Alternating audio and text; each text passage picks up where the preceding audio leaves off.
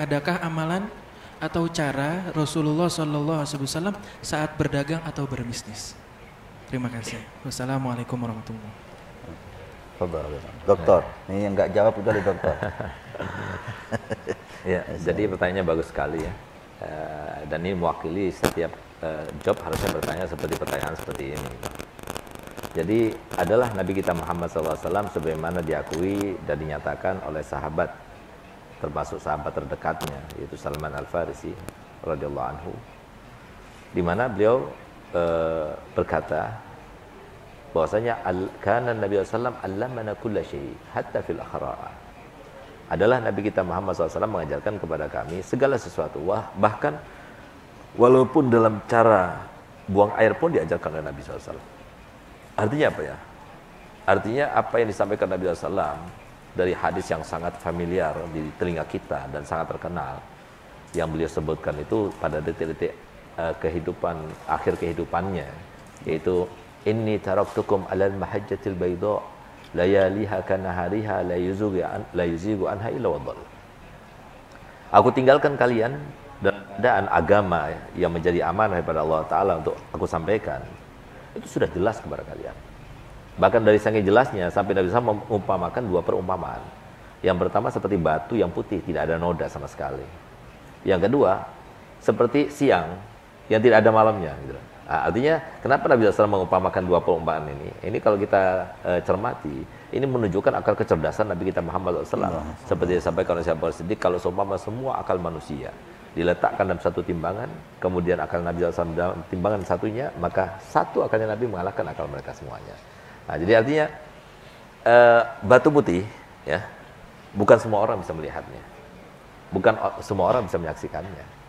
Tapi kemudian Nabi SAW menjelaskannya lagi. Bukan hanya dengan batu putih, tapi dengan siang dan malam. Jadi kalau kalian kenal kan siang dan malam, siapa yang nggak kenal siang malam? Semuanya kita kenal. Gitu. Nah, kalau kalian kenal siang malam, ketahuilah bahwasanya agama yang saya bawa ini sudah siang, nggak ada malamnya, dari saking jelasnya gitu. Nah, kalau semua ada yang nggak tahu di antara kita siang dan malam, ya mungkin perlu dicurigai kewarasannya atau perlu dibawa ke RSJ gitu ya mungkin ya. Karena memang ada sebuah cerita memang, gitu. Apa itu cerita Banyolan atau gimana? Ada sebuah cerita di mana kebetulan dua warga RSJ nih, nah, sama-sama dua warga.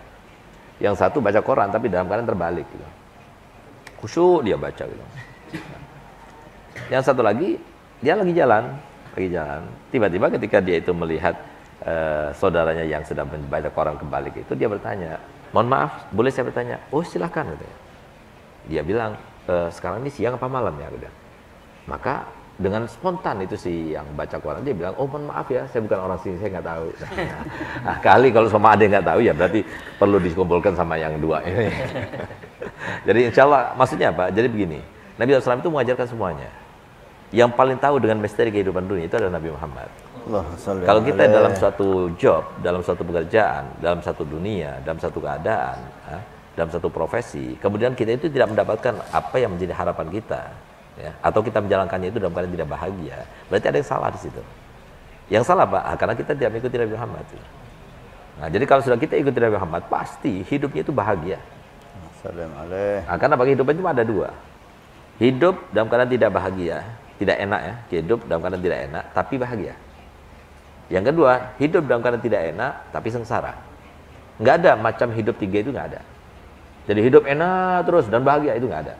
Nggak ada ceritanya, mau presiden, mau penguasa, mau pengusaha, mau orang alim, siapa saja. Bahkan Nabi SAW mengatakan, inna asyaddan nasi balaan al-anbiya, summal ulama, summal amsal fal amsal. Yang paling berat itu cobaannya Allah Ta'ala itu kepada ulama, kepada Nabi, baru kemudian ulama, lalu yang mengikuti jejak mereka. Gitu.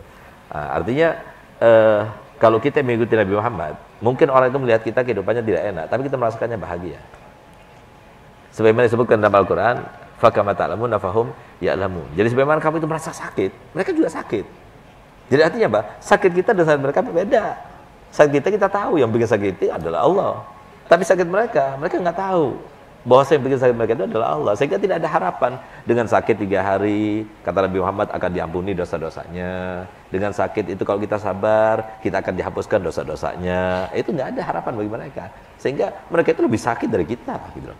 Jadi mau orang kafir, mau orang non-muslim, mau kita, mau beriman, mau fasik, semuanya sakit hidupnya. Cuma kalau ikut Nabi Muhammad bahagia.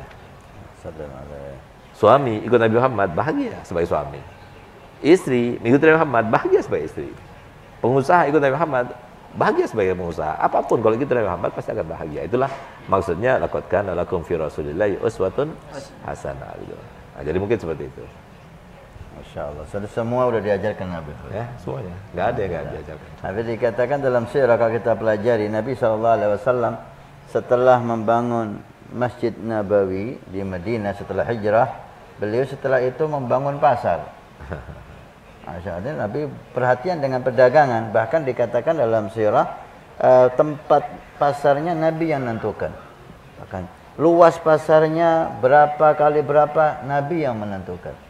Tempatnya Nabi yang menentukan, besar pasarnya, luasnya Nabi yang menentukan. Ini seperti kata beliau Habib Segaf tadi, menunjukkan bahwa Islam ini agama yang sempurna, bukan hanya ngatur sholat, perdagangan juga diatur oleh Islam.